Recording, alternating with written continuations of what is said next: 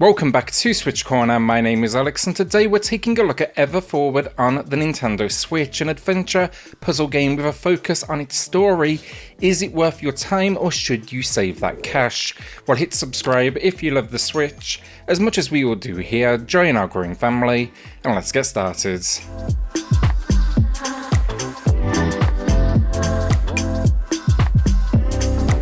Story-wise then, and we follow Maya. She's lost in this mysterious world, a place between reality and imagination.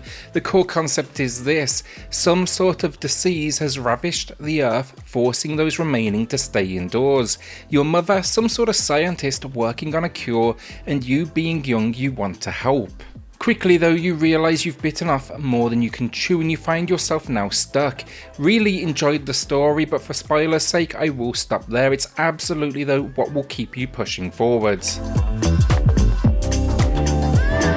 Gameplay wise then, what we have is a puzzle adventure experience. The game really bounces between three elements: story based cutscenes, between puzzles, an open world of sorts, greenery, ocean, all sorts that you can explore, and then the puzzle elements themselves, almost a sci-fi style location.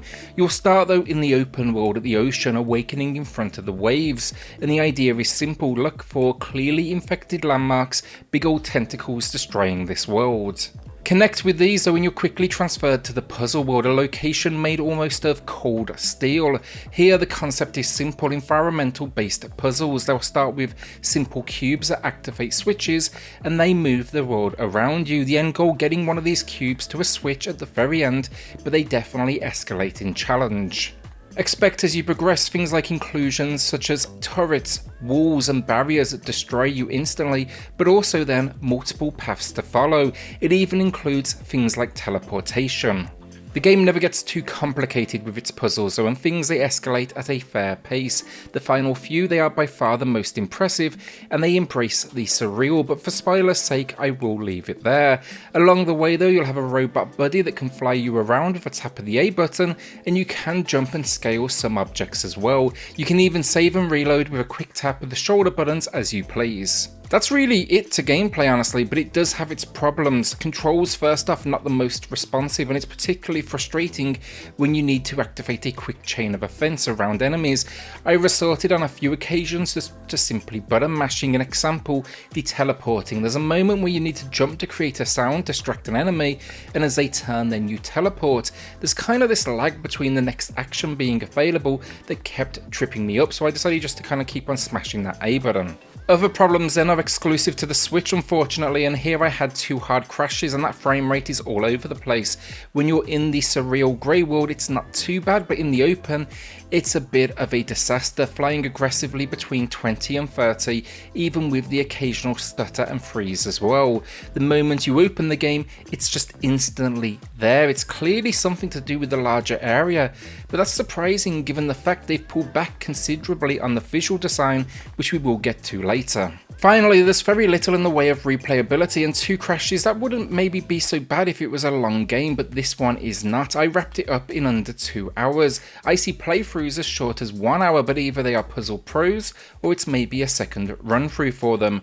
Overall for gameplay it's not bad, but the controls can be a little lackluster and the performance, it is far from good sadly. That's also a shame, it's not able to follow the strong storytelling.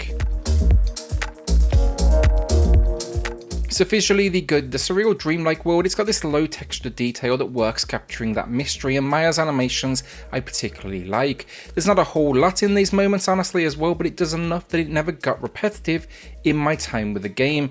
That could also naturally be accredited to the fact it is so brief as well. The cutscenes then are also particularly nice. They use almost light effects to signify characters, but they use them to signify emotion, which I really enjoyed. An example, anger, and you would see the character almost expand. Problems though, and yeah, heavy pixelation throughout, noticeable clipping, and they've removed here a ton of visual effects.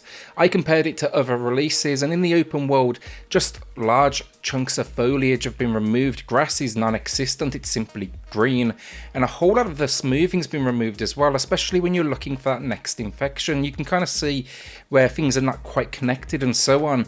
It's sadly just basically far from good. In the surreal and the cutscenes, I'd consider it almost stylistic, but I just have no excuse for how much they've pulled it back elsewhere.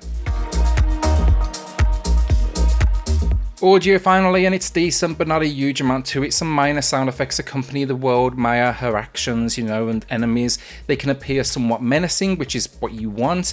The music then is somber given the game's theme, and I really did enjoy it honestly. I'd call it more ambience over anything else. Finally, the highlight cutscenes are fully voice acted, and while it's basically just you and your mother, I actually thought it was top work.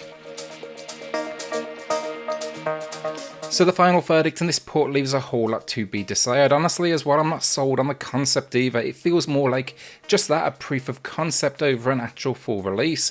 The story I enjoyed, it's emotionally charged, and again, that will keep you coming back. The puzzles are decent as well, but the problem is it's just such a short game, and with such a short runtime, I feel like they could have really pushed things rather than embrace a very kind of simplistic, gentle curve to its difficulty. That's highlighted especially towards the end game where it for sure escalates, but it almost felt a tad too late. Throw in then though the performance issues, a couple of crashes and the pullback on visuals. It's difficult for me to recommend this one on the Switch. It's just not in a state that for me truly reflects the game, and I really hate to say that. I'm not going to call it bad today. The story was intriguing, but no, you're going to see a whole lot of compromises in here, and I strongly recommend looking to check it out elsewhere if you like the sound of it and want to give it a spin. A below average 4 out of 10 from me today. I was arguing with nearly giving it a bad 3 as well, so consider it almost borderline that. Will you be adding this one to the library then, or are you holding onto that cash? A shout out then to the patrons of the channel who are just going above and beyond to support SwitchCorner. It helps more than you know, so thank you all so much. Then hit subscribe if you love the Switch as much as we all do here. Join our growing family, and I'll see you all on the next video. Thanks everyone.